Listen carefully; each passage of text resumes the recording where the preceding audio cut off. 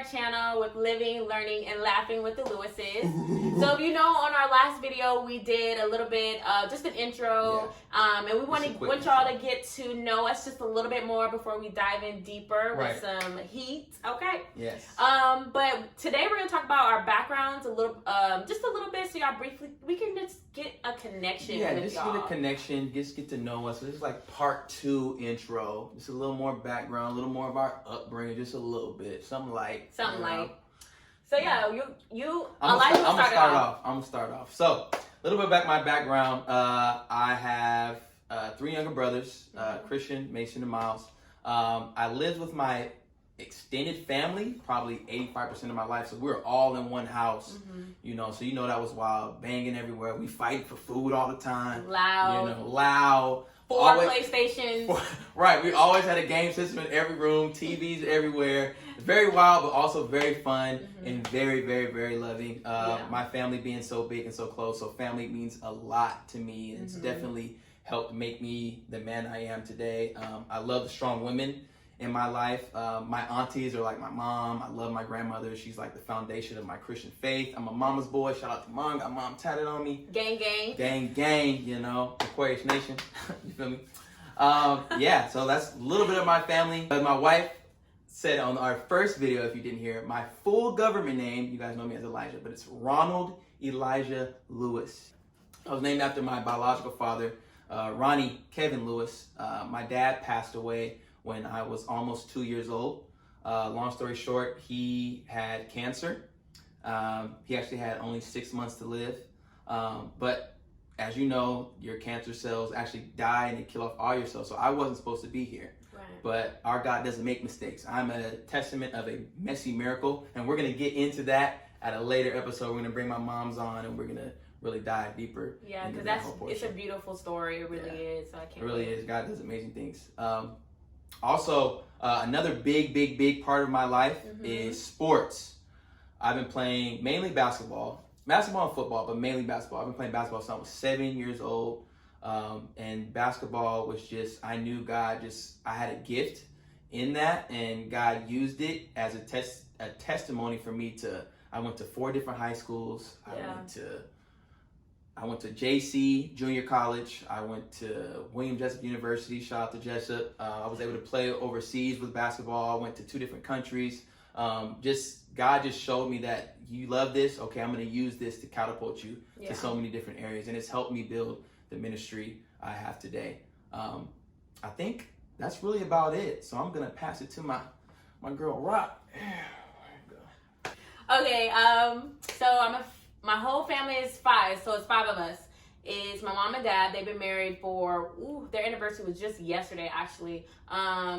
They've been married for over 35 years. Shout out to mom and dad. Yeah, so they've been solid, and I was really able to see a marriage and how that is and the ups and downs. Also, I have a brother and a sister. I'm the middle child. Ooh, you know what that means? She got issues. They say middle children got issues, but whatever. I have a younger brother and an older sister, Olivia, and then my little brother, Brian. They're so cute. I love them. So, I think something interesting about my upbringing is I lived in a hotel for at least from 8th grade to, I would say at least 7-8 years I lived in a hotel. And it wasn't the 5-star hotels, the sweet life of Zach and Cody. It wasn't that. I lived there with my entire family. We didn't have our space. I didn't have that upbringing like every other child had when I went to school. Everyone had their cute clothes on and their iPods and just the cute clothes. I didn't have that. I didn't have a lifestyle. We shopped at the thrift store. The thrift store is in now, but it wasn't in then. And I got picked up from my hotel in the school bus. So it was just really weird for me to make that transition, for people to see me getting picked up from a hotel. It was just really tough. Living in a hotel was really tough. It really was. And it really humbled me. I'm really grateful for it because it has made me who I am today. Although going through that lifestyle of that upbringing of not having a lot, figuring out how we're going to eat, how we're going to get by, not having my space, not having my pink room, and you know, just the life that every other teenager had, it brought about a lot of anger. I also lived with, I would say, 3 different households. So they were all my friends, but I literally like lived house from house to house. Shout out to Tony, shout out to Janae, and shout out to Lanisha and her family. All those families, they really helped me and my sister when my parents had to move back with their family because of financial issues. So they took us in for at least like, I think that was like a 2-year process, me living with my friends, house to house. So my family ended up coming back, and I was able to, we moved back into a hotel. And then, long story short, when I moved here to California to be with Elijah, that was my first time literally just being out of the hotel. That was your first time on a plane? First time on a plane, first time just being out of that up and down, moving around type of lifestyle. So that pretty much shows you kind of like how I was. Elijah was very loving, caring, he got a lot of support. I didn't really have that support, that love there. Like my family loved me, believe me. But it was just a different type of love. Yeah, it was we weren't very affectionate. We were it was just different. So as far as sports, I was always athletic. I wish I was pushed a little bit more to fulfill my sports and track and gymnastics. Gymnastics was my main sport. So I just wish that I was pushed more so I can go to college and have a full ride for that, because I'm so athletic. But in that's our upbringings. We're going to transition into our love language, because we noticed when we made this list, we noticed, wow, we're so opposite, but the things that we lacked or the things that we like brought about our love languages. So Elijah's love language is? My love language is, I'm a very physical person. Yeah. So physical touch. And people think touch is like sex. Yeah, no. It's not. Like he loves, like even with his best friends, he likes to touch them. Yeah, I am. Touchy-feely. I touch all my family, my friends. Yeah, if I like you or you're a friend of mine and I love you, you'll know by how I can keep my hands off you. Yeah. Yeah.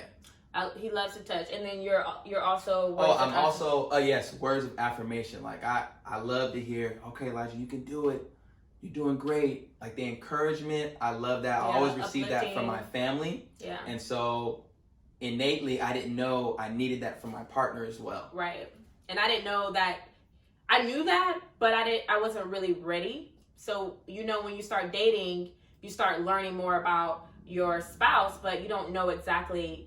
You know it, but you don't know if you're really ready to dive in, or maybe you're just. I think I was just in a blur. Really, I was going through the motions, and I didn't really know what he needed, and he didn't know what I needed, because I'm not that. I'm definitely not touch. So I am acts of service, and I like quality time. So I love my time with Elijah, and sometimes I be forgetting we're dating and that we were married because he's like my best friend, and we were best friends for a long time. So I got so used to not kissing him and just let's play the game, let's cuddle, like let's watch movies, let's go here, let's go there. I like that quality time, and I'm acts of service. So acts of service comes in because I never had people do anything for me. I had a lot of broken promises, and hey, we're gonna move out of the hotel, or no, Rocky, you're gonna have to do this on your own. So when Elijah stepped in and finally was able to really understand what my love language was, which is wash the dishes, fold the clothes, wipe down the counter, clean up after yourself, do the things that I always do,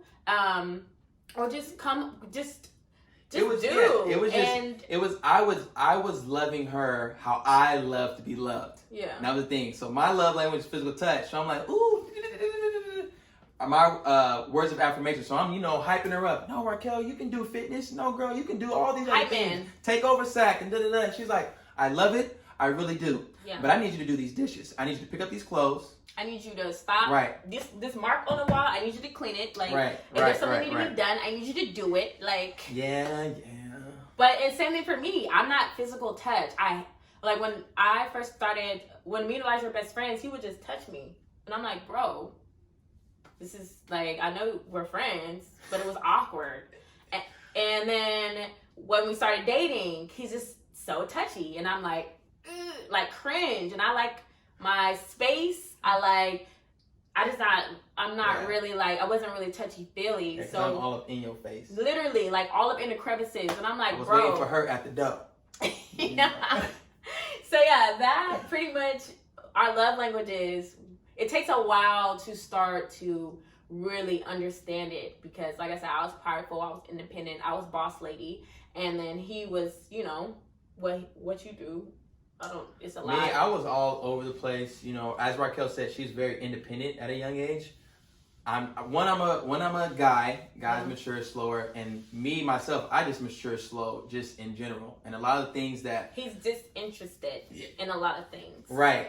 I had to change that. I used to think, oh, I'm just lazy. No, I'm not lazy. I'm just disinterested. Because when I'm interested in something, it's a wrap. I already took care of it. Right. But you know, we had to change that mindset, that shift. It takes intentionality with it. We had to be intentional about it. We had to be purposeful about it. You just can't be, oh, I want to love you this way. I had to research my wife. I had to continue to learn about my wife. I had to continue to learn about Raquel. Okay, what are the things she wants me to do? Not just how I want to do it. Right. What does she need? What do I need? What do us women need, honey? And with our love languages, our relationship now is good. We always understand that it's always a journey. There's always a process. We don't want to ever get too full with our relationship. Like, I don't never want to say, no, I know my wife. She's the same as she was 2 years ago. Yeah. Like, if I say that, I am not doing my job because she's always changing. Right. And I know initially in our relationship, it was a struggle because we'll go deeper. Well, we did our first year long distance. And we started dating. We were best friends, but we started dating, and that's already a different atmosphere. Yeah. And so Raquel's getting to know a different side of me. I'm not just her best friend anymore. I'm her man. And she's like, well, what I kept hearing I was very dependent on my family, very, very dependent on my mom. She's like, oh, you're a mama's boy. You always gotta ask your mom everything. You gotta, and that's how I was. I didn't make a move without talking to two people. Right. God and Yvonne Michelle Moore. And I was like, I'm over here doing my own thing. Right. So I didn't understand, I didn't understand how to value Elijah because of my upbringing. I didn't have the best of the best. So in Elijah's family, they gave him the best of the best, and it was, like I said, I'm not trying to downplay my family at all. I love what they did, and they did everything that they could. It made me who I am. But I wasn't able to value something so precious. So when me and Elijah started dating and we started getting along the road, I didn't know if he was going to be the one for me because I'm like, oh, he's a mama's boy. He's very dependent. I'm very independent. Like, if I have to do something, I would do it. I was working 2 jobs. I was in school. And I was just holding it down for myself. And with Elijah, I was just like, I don't know if he's going to be the one. But what helped me is not worrying about that, because I know deep inside Elijah's what I needed. I needed Elijah because he was going to help me heal, transform the bondage, the things the darkness that I saw. He was going to be able to help me with that and show me the love that I deserve. So I didn't know how to value him. I really didn't. I was like, I love him. He's what I need. But I had to learn to value him, and he valued me off rip. Yeah, so I knew, because like our first video, I had to pray about it. God confirmed for me in Georgia. He also confirmed that for me when I was here. He told me, Raquel is your partner. Now, even when God says those things to you, he may or may not, but that's why you have to chase after God. That's why when you get into your word and when you start seeking him, he's going to show you. Even when I saw, like, Raquel's not perfect, but I love her imperfections. Right. And there were flaws that I was like, ooh, you know what? I thought I heard him, but maybe I just wanted to hear him. But the more I got a deeper relationship with God, the more it just confirmed, like, no, this is who you need. Look what you're lacking. She has what you lack. Same for me. And I think what every relationship needs, every person, it doesn't matter if you're single, dating, friends, job, anything, any situation, you have to have God first, because God will show you that clarity that you need for who you need, not who you want, who you need, and it just makes it clear. And it's not going to happen like this. Nope. But once God starts to know your heart and you're coming to him, you're reading the Bible, you're praying, and you're writing down these lists of things that you want to change and you want to get better, and you're praying on that, and you're praying on your spouse. Is this the guy or girl that you want me with? And if that list don't add up, honey, or sir, go on ahead and X it out, because your list ain't going to do it. it's not lining up with his God's list. purpose. His list. His.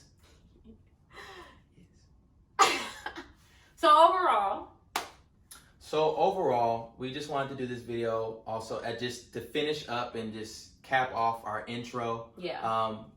We hope that it was beneficial in some way. We do want to give you some words of encouragement. If you are trying to date and trying to find that person, do not worry about it.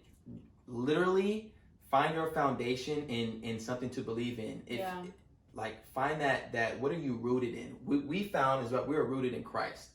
And that's different for a lot of people. I understand it's not religion, it's relationship. So the relationship starts with him. So when we got our relationship with him together, our relationship for each other, it all started to work.